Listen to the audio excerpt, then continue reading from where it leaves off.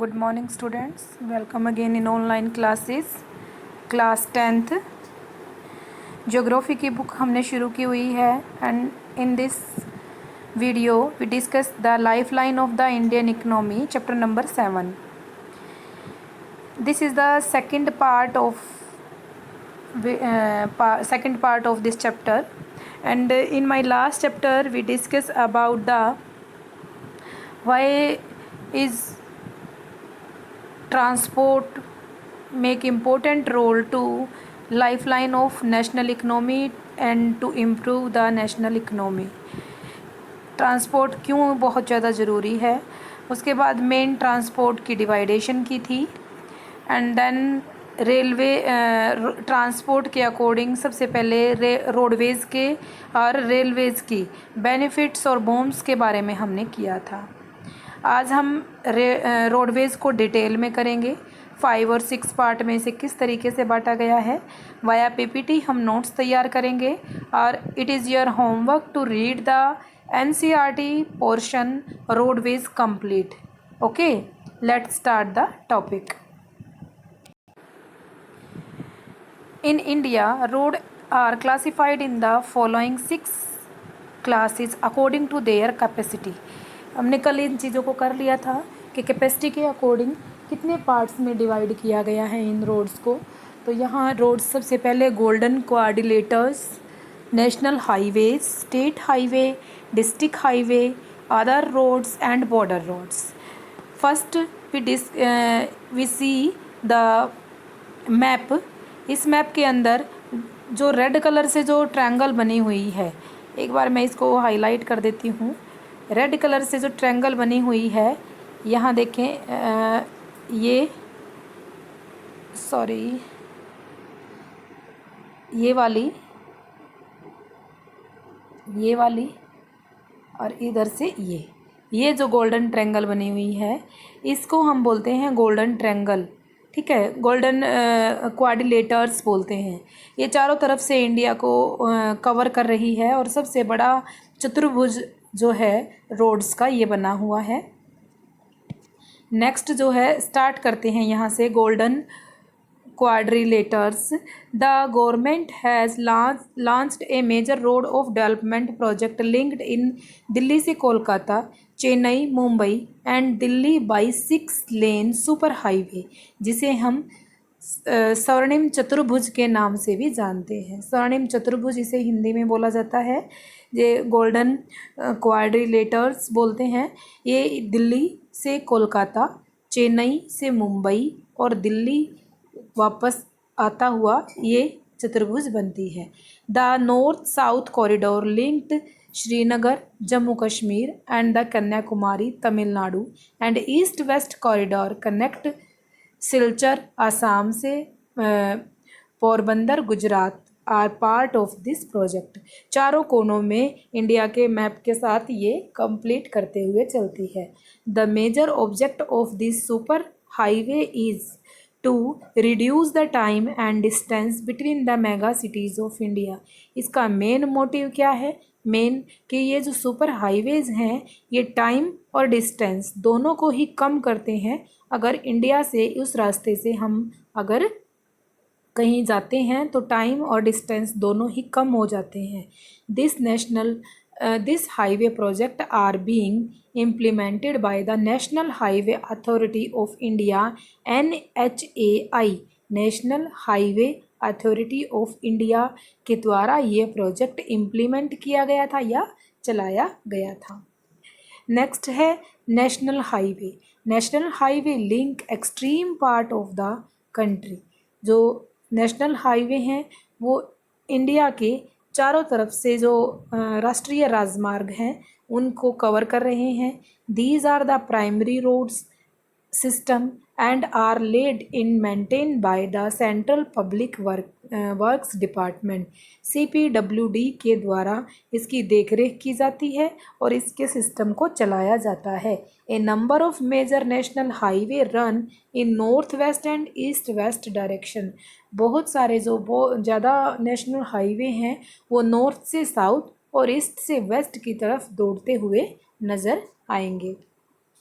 Next जो है वो है स्टेट हाईवेज।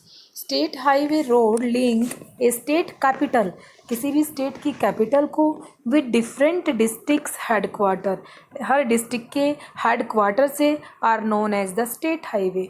जो रोड स्टेट की कैपिटल से मतलब दिल्ली से और सभी डिस्ट्रिक्ट्स के हेडक्वार्टर को जोड़ती है उन्हें स्टेट हाईवे कहा जाता है।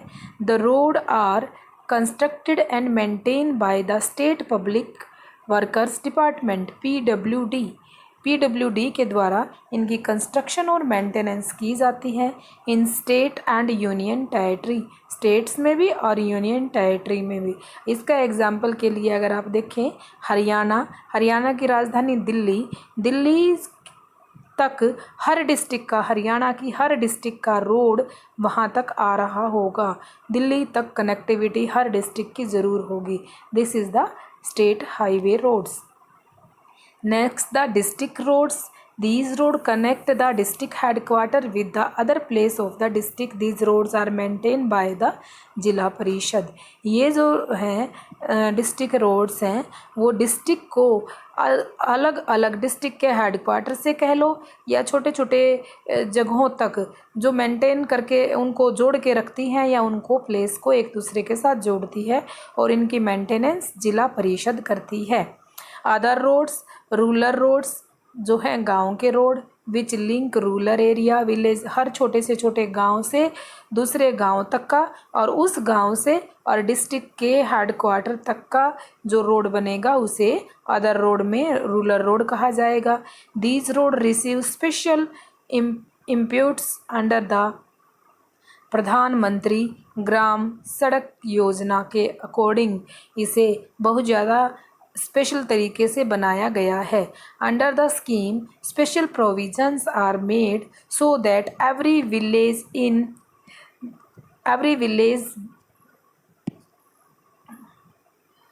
The country is linked in the major town.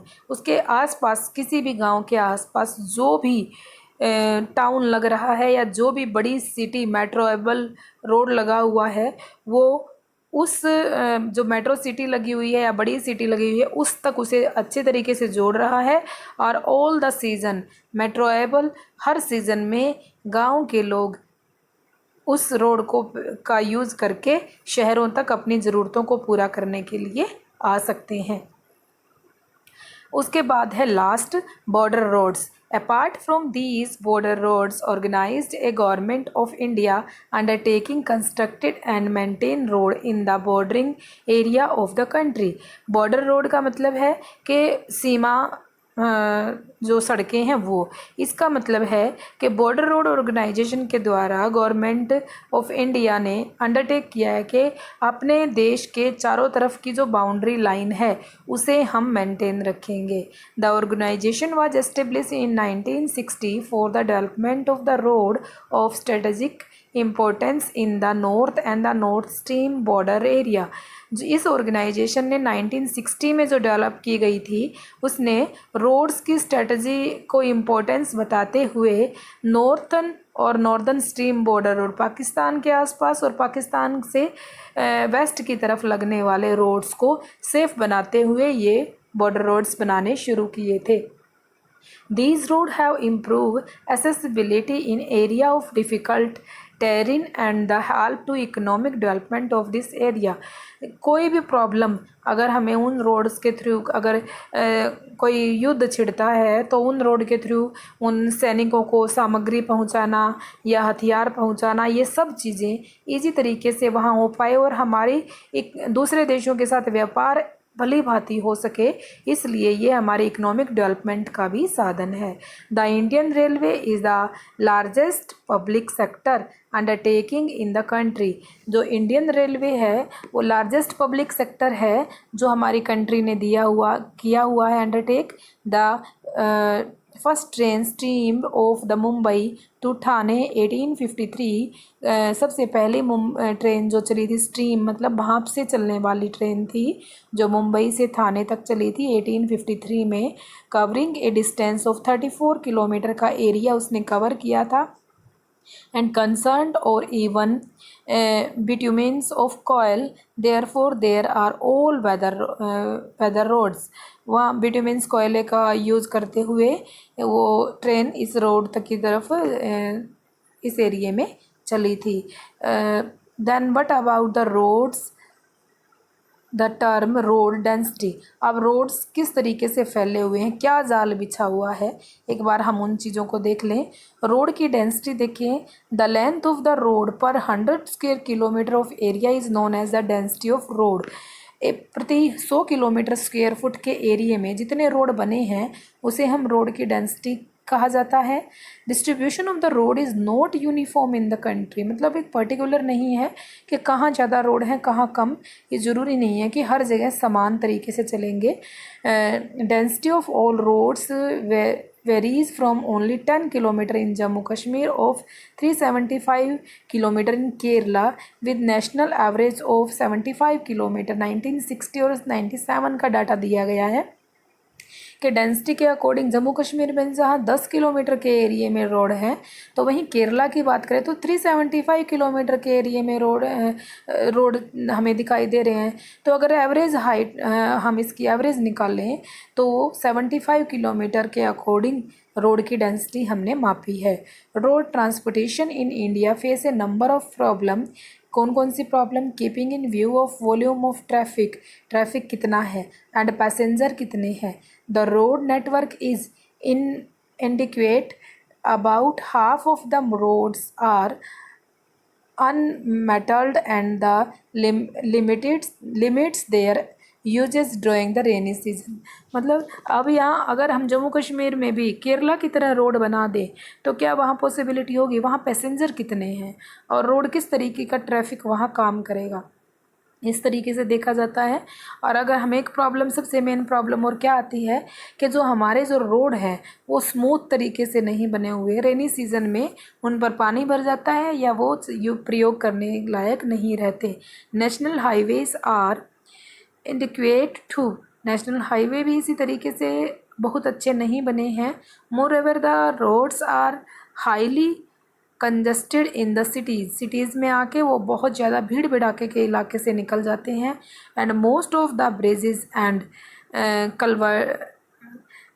Culverts are old and narrow, और मोस्ट जो ब्रिज बने हैं और या फिर उन के लिए अंडरग्राउंड जो चीज़ें बनी हैं जिसमें से रोड की आवाजाही हो उसके, वो बहुत ज़्यादा नैरो हैं, भीड़ भड़ाके के इलाके में से आते हैं। अगर आप देखें तो अब बाईपास जो बनने लगे हैं वो शहर के बाहर बनने लगे हैं, और जो अंदर से जो बनते थे पहले तो उस एरिए को कवर करना बहुत मुश्किल हो जाता है। उसके बाद आता है रेलवे को हम नेक्स्ट वीडियो में करेंगे। यहाँ तक का एक बार हम एनसीईआरटी में और डिस्कस कर लें कि हमने कहाँ तक का पोर्शन कर लिया। ये देखो बेटा, जस्ट ए मिनट।